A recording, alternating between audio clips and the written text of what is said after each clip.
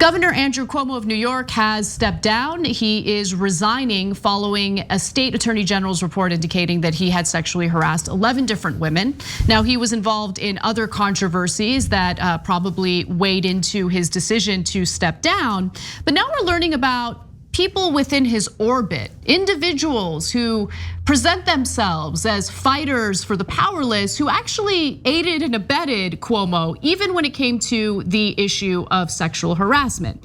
So one of those people is the co-founder of the Legal Defense Fund for Time's Up. Time's Up, of course, is the organization that is supposed to be protecting women and representing them in cases of sexual harassment and sexual assault in the workplace. Now, Roberta Kaplan, the chairwoman of Time's Up and the co-founder of its legal defense fund, was one of several prominent figures whom the report, and I'm talking about the New York State Attorney General's report on Cuomo, found to be involved in an effort to discredit one of Cuomo's alleged victims, and she has continuing legal ties to Melissa DeRosa, a former Cuomo aide accused of leading that effort. So the woman that we're talking about here is Lindsay Boylan. And so once it became clear that she was going to speak out against Cuomo and his sexual harassment, that's when all of a sudden the media had access to her files from Cuomo's office, and all of a sudden you see this effort to publish an op-ed letter that's signed by a bunch of people within Cuomo's orbit, speaking to what a great guy he is and how Boylan is full of it, basically. That was the point. It never got published, but Kaplan provided counsel to DeRosa for that op-ed letter that was never published. So in the meantime, she's working with Time's Up, pretending to be this warrior for women's rights and equality, wanting to represent the best interests of women in the workplace who may have been abused by their bosses. But then at the same time, she's providing legal counsel to DeRosa within Cuomo's office and giving them advice on what they should do to help discredit one of the women who came forward with sexual harassment allegations. So in a letter she wrote, "Unfortunately, recent events have made it clear that even our apparent allies in the fight to advance women can turn out to be abusers. We have felt the raw, personal, and profound pain of that betrayal." I'm not sure who she's referring to. It doesn't seem like she's referring to herself, but she should be, because she's the one who betrayed women in providing legal counsel to another woman whose whole effort was to discredit another woman for coming forward with allegations against Cuomo. Yeah, guys, again, here's something you don't usually hear, because all these people know each other, they're friends with each other, and oftentimes work in close coordination, even if it's not explicit, hey, you write this and I'll write that. So a lot of the bigger Democratic nonprofit groups are totally working for corporate Democrats like Andrew Cuomo. So the idea that they would hold them accountable is oftentimes a total joke. No, they're in their back pockets. And Rona Farrow wrote a great piece about Andrew Cuomo's corruption today. And in that piece, he talks about how Cuomo would pull different levers of power. One was the press, because the press was totally in his back pocket. If he ever wanted to smear anyone, he's like, oh, I'll just go to mainstream media. They work for me and they'll help me destroy my political opponents. But the other lever of power was, well, are you going to be able to get a job, not just within the Democratic Party, but within the broader circle of Democrats? So for example, there was a female prosecutor that was looking into corruption in Cuomo's administration. And he threatened her by saying, basically, you'll never work in this town again. And by this town, in this case, it doesn't mean New York, it means Democratic circles. So when you have powerful allies at groups like Time's Up that are supposed to hold you accountable, but meanwhile, they're aiding and abetting you, yeah, then it's not just that you get cover from them, which is already bad enough, but it also sends a message to everyone that's working under you, you better not cross me, because of my powerful allies, your career will be over. Now, at the same time, I don't want you to blame Time's Up in its entirety. Understand this is one person that was working there, and she's no longer there, and the others are scrambling to say, no, it's not us. And I am making a broader point about be careful of these giant democratically aligned groups in DC, because they are not at all independent. Yeah, I think that's, for me, the important takeaway to this story, right? It's not about one individual person, it's about a broader point regarding, this necessity or this perceived necessity for these nonprofit organizations to come in and hold powerful people accountable or to protect workers. You see it happen over and over again where they claim to be one thing and then they present themselves to be something completely different. And if you want to provide workplaces that are where equality prevails or where workers are treated fairly or treated right, you empower the workers. You don't rely on like some third party nonprofit organization to come in and do the work for you. Like it's just, there's always gonna be a breakdown in the system if you do that. But she's not the only one. Let me give you more details on what she did. So the op-ed letter that I was referring to was part of a broader effort in which Cuomo and his aides sought counsel from former administration officials, including Alfonso David, that's a name that you should remember, the president of the Human Rights Campaign, the largest LGBTQ political lobbying organization in the country. Then there's Tina Chen, the chief executive of Time's Up, and the governor's brother, Chris Cuomo, an anchor on CNN. So they're reaching out to all these different people trying to get them to sign that letter because that's what would make it more effective. But apparently the president of Human Rights Campaign, Alfonso David, didn't end up signing that letter. However, he considered it and he also offered to find former employees who worked for Cuomo to sign it in order to help bolster that letter.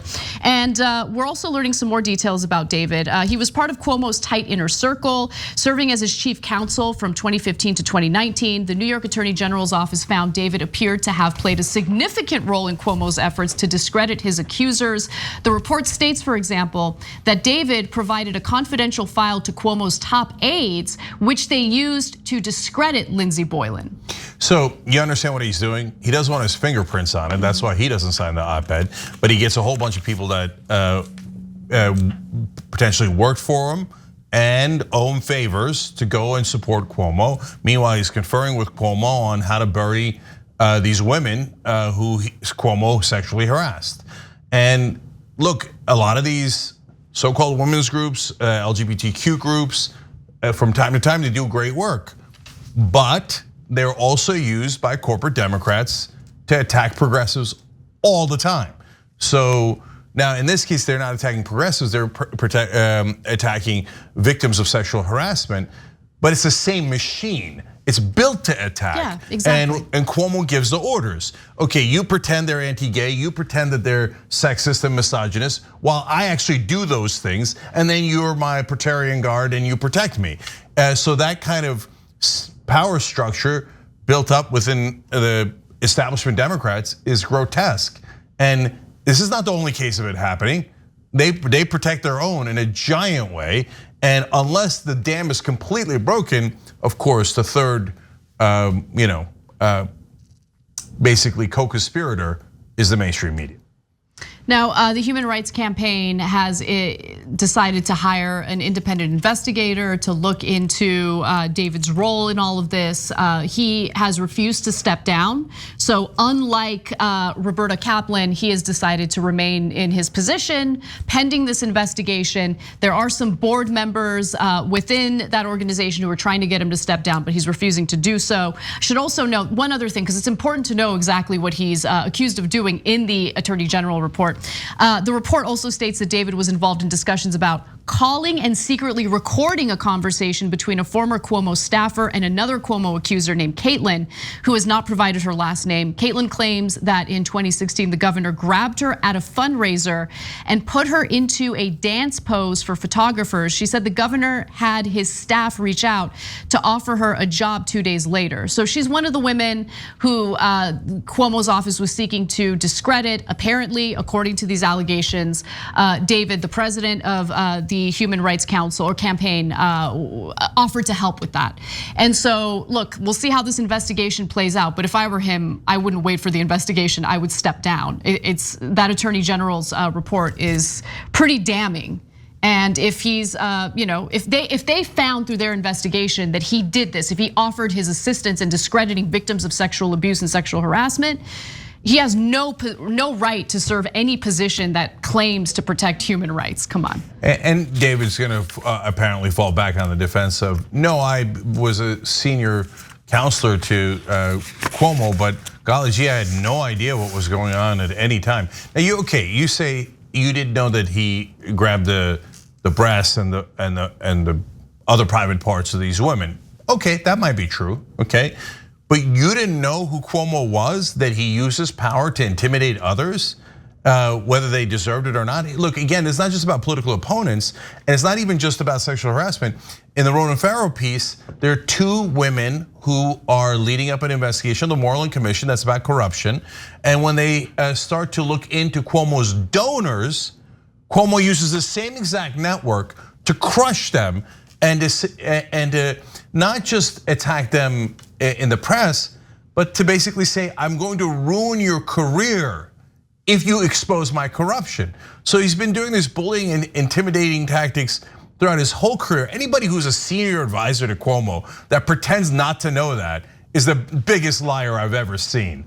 Of course you knew that's his MO, that's how he operates, and you probably loved it and participated in it, especially it was people who are actually trying to do good in the world, that were anti-corruption, that were trying to fix things, right?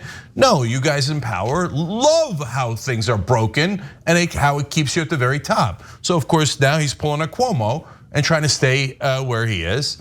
And by the way, if he stays in power, he'll probably attack the powerless again and again and again, because he'll think, oh good, I got away with it. Now I'm going to seek vengeance against my opponents that were trying to seek out justice. No, we're not in favor of that. Anyway, again, it's not even about David. A lot of these groups act in the same exact way. So be careful who you give money to. These people basically work for corporate Democrats and will do anything to keep their power. Thanks for watching The Young Turks, really appreciate it. Another way to show support is through YouTube memberships. You'll get to interact with us more. There's live chat emojis, badges. You've got emojis of me, Anna, John, JR, so those are super fun. But you also get playback of our exclusive member-only shows and specials right after they air. So all of that, all you gotta do is click that join button right underneath the video. Thank you.